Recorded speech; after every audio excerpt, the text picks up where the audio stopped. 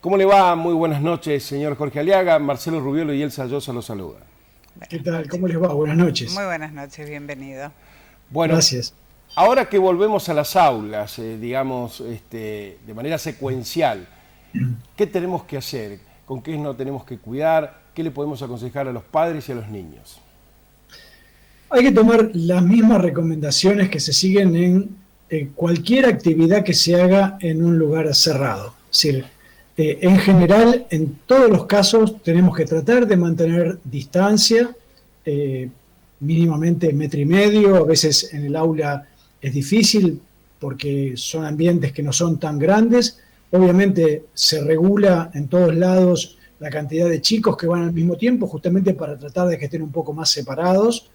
Eh, Además, usar tapabocas, que el tapabocas esté en lo posible ajustado a la cara, de forma tal que no deje que escape el aire por adelante, por arriba, por la nariz, por los costados, es decir, que realmente el tapabocas funcione como filtro. Y en ambientes, digamos, todo lo que se puede hacer en ambientes abiertos, al aire libre, es menos riesgo, porque en ambientes cerrados, el riesgo adicional que ocurre es que nosotros cuando respiramos, mucho más cuando hacemos una actividad tipo cantar, gritar, pero solo con respirar alcanza, emitimos pequeñas partículas que se llaman aerosoles, que quedan flotando en el aire, son partículas de humedad, que si uno está contagiado puede contener virus y contagiar a otros. Y como en esta enfermedad la transmisión no depende de si uno se siente mal, es decir, a veces uno se siente perfectamente bien, no tiene ningún síntoma y está contagiando, entonces no podemos identificar a quién contagia. Entonces lo que tenemos que hacer es prevenir y tratar de no respirar el aire que ya respiró otra persona. ¿Y cómo se hace eso? Ventilando. Es decir, en los lugares cerrados, no importa un aula, un comercio, una oficina, tenemos que siempre dejar una abertura de ventana, puerta, es decir, generar una ventilación cruzada de manera que el aire permanentemente esté circulando. Si las condiciones climáticas no son buenas, uno puede abrir un poco la ventana, unos centímetros, por lo menos 10 centímetros, y ya con eso genera una cierta circulación. Esto mismo vale, por ejemplo, para los transportes.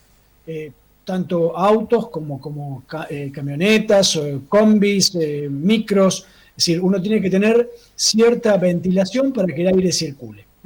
Aliaga, entonces, lo ideal es el tema del barbijo en los niños permanentemente durante todo el tiempo del cursado de cada una de las materias, la ventilación que se puede hacer eventualmente cada 15, 20 minutos, y qué cantidad de alumnos es conveniente en cada burbuja, por ejemplo.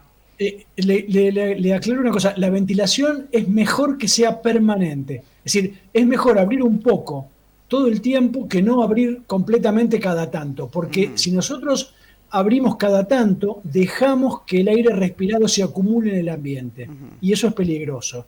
El aforo, es decir, cuántos chicos pueden entrar, va a depender del tamaño del aula. Más o menos hay que dejar 1,5 metros entre chico y chico de distancia. Entonces, dependiendo de, por ejemplo, si tenemos un aula de 7 metros, podemos poner 3 chicos separados en filas, digamos. Esa sería la distancia prudente para una situación como esta de coronavirus. Señor Jorge Aliaga, eso es justamente dentro de las escuelas.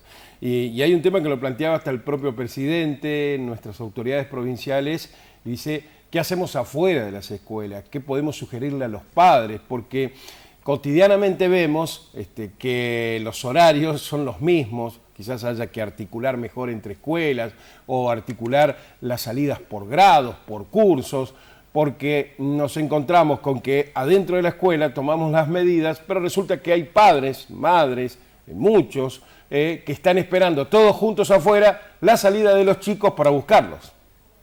Bueno, evidentemente no es que uno se contagie por el lugar donde está, sino por cómo hace las cosas. Claro. Es decir, si uno comparte, por ejemplo, una bebida, un mate, eso es extremadamente peligroso. Entonces no tiene ningún sentido estar medio día con tapabocas y después estar un rato a medio metro hablando como si nada.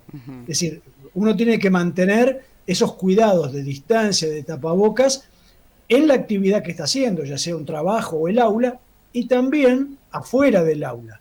Si van a hacer, los chicos se van a juntar, es difícil porque a veces los chicos están más contenidos dentro del aula con la maestra y cuando salen al parque, por ejemplo, se pierde todo tipo de cuidados. Entonces ahí hay que tener más precaución justamente porque, bueno, se pueden contagiar en cualquier momento, pueden contagiar viajando, por ejemplo, en camino hacia el mismo establecimiento, digamos, hacia la misma escuela, claro. Pueden ir juntos en un mismo transporte charlando a medio metro y eso es peligroso. Entonces hay que mantener las mismas precauciones en todo momento. En base a toda la información que usted maneja de los casos, la situación de la pandemia, la situación de casos que se están dando diariamente en la República Argentina, ¿usted sostiene que con esta cantidad de precauciones que cada uno de los docentes puede tomar, que los padres inclusive le podemos ir indicando a los chicos que ya lo han asimilado de una manera increíble, esto va a poder prolongar esta presencialidad que además tanto necesitan los alumnos? A ver, está claro que no es que uno decida una determinada acción en el medio de la pandemia porque no tiene riesgo. Se está decidiendo porque a pesar de tener riesgo, no hacerla también tiene sus perjuicios. Entonces, digo, es un equilibrio que uno trata de buscar. Por ejemplo, pasa lo mismo con las actividades económicas. No es que las actividades económicas no tengan riesgo, es que también suspender las actividades económicas genera un montón de consecuencias. Entonces, hay un fino equilibrio y bueno, un poco lo que se ha decidido a nivel nacional para ponderar hasta dónde o no es este número de la incidencia, es decir, la suma de casos ocurridos en los últimos 14 días cada 100.000 habitantes. Es decir, esto es independiente de si la ciudad es muy grande, es muy chica, porque se divide por la población. Y esto lo que nos da una idea es de si yo tengo un grupo de, por ejemplo, 100 personas, ¿cuán probable es que haya una persona ahí contagiando? Si yo tengo, por ejemplo, una incidencia cercana a 1.000, que es lo que pasa, por ejemplo, o lo que pasaba en la ciudad de Buenos Aires, en el Gran Buenos Aires, entonces, aún con un grupo chico de 30 a 40 personas, ya es probable que haya una persona contagiando, claro, y ahí cualquier actividad es riesgosa. Por eso lo que se trata es de generar algún tipo de cierre para bajar la incidencia, bajar un poco el riesgo y ahí sí retomar las actividades rápidamente con un poco menos de riesgo. Más que clarito, señor Jorge Aliaga. Tenemos una información de que usted desarrolló un protocolo de medición que se está aplicando en la Universidad de Hurlingham y que es un medidor, un sensor de oxígeno que además se puede fabricar, según me dicen, con algunos elementos que se pueden adquirir hasta por internet o en algunos negocios cercanos. ¿Puede ser? Sí, en realidad no es un medidor de oxígeno, sino de dióxido de carbono. Dióxido de carbono es el gas que nosotros oímos hablar mucho por el efecto invernadero, el cambio climático, por la acumulación de la actividad humana que está levantando la temperatura del planeta. Bueno, ¿por qué se va acumulando en la Tierra el dióxido de carbono? En particular porque todos los seres vivos lo que hacemos para vivir es convertimos parte del oxígeno del aire en dióxido de carbono.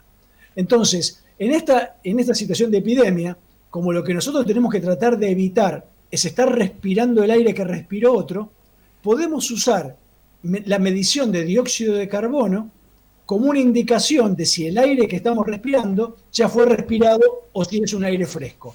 Cuanto más parecido sea el nivel de dióxido de carbono al nivel que hay al aire libre, menos riesgo de estar respirando aire de otro y menos riesgo de contagiarse. Entonces sí, efectivamente, yo busqué cómo se podía armar esto en internet, desarrollé un prototipo, con la Universidad Nacional de Hurlingham fabricó estos equipos y los entregó por convenio en distintos municipios. De hecho, también comenté en la provincia de Buenos Aires. El viernes pasado el gobernador de la provincia de Buenos Aires anunció que la provincia ha comprado 33.000 medidores de dióxido de carbono para las escuelas de la provincia, las escuelas públicas. Así que esto es una cosa que se usa mucho, en particular, primero porque genera una cierta tranquilidad. Uno puede hacer visible algo que si no es invisible, que es el aire respirado. Eso es un primer punto. Segundo punto es que en lugares como, en particular ahora, el Gran Buenos Aires, la Ciudad de Buenos Aires, donde hace frío, abrir de gusto por las dudas también es costoso porque los chicos pasan frío. Claro. Entonces, con esto uno puede regular, a lo mejor abrir solo 5 o 10 centímetros la ventana, y con eso solo ya genera una suficiente ventilación como para no tener riesgo. Uno mide el dióxido de carbono, si el nivel de dióxido de carbono no supera las 800 partes por millón, afuera hay 400, eso es una situación segura y uno puede estarlo más bien. Más que claro, Jorge Aliaga. Y para saber todo esto, o para comunicarse con usted, o gente que nos está mirando en todo el nordeste argentino, ¿cómo tiene que hacer para contactarse, para poder adquirir estos equipamientos? Bueno, seguramente habrá información en internet, pero para contactarse personalmente con usted, ¿cómo debe hacer? Sí. O con la universidad. Yo en particular no comercializo, justamente yo puse público para que la escuela que quiera pueda tomar las directivas. Muy bien. Mi página web tiene todas las instrucciones, jorgealiaga.com.ar, Perfecto. pero además hay una campaña nacional que se llama Campaña Ventilar del Ministerio de Ciencia. Si ponen en internet Campaña Ventilar, van a ir a la página web del Ministerio de Ciencia y Tecnología de la Nación, y ahí hay un listado de empresas que venden equipos. Para los que quieran comprar, para los que quieran fabricar, están las instrucciones a disposición libres. Perfecto, perfecto. Le agradecemos mucho su tiempo, sus respuestas, y seguramente en próximas ediciones volveremos a estar en contacto a medida que vaya pasando todo esto y vayamos midiendo cómo es esta vuelta a la presencialidad en las escuelas. Le agradecemos muchísimo su tiempo, Jorge. No, por favor, gracias a ustedes, que tengan buenas noches.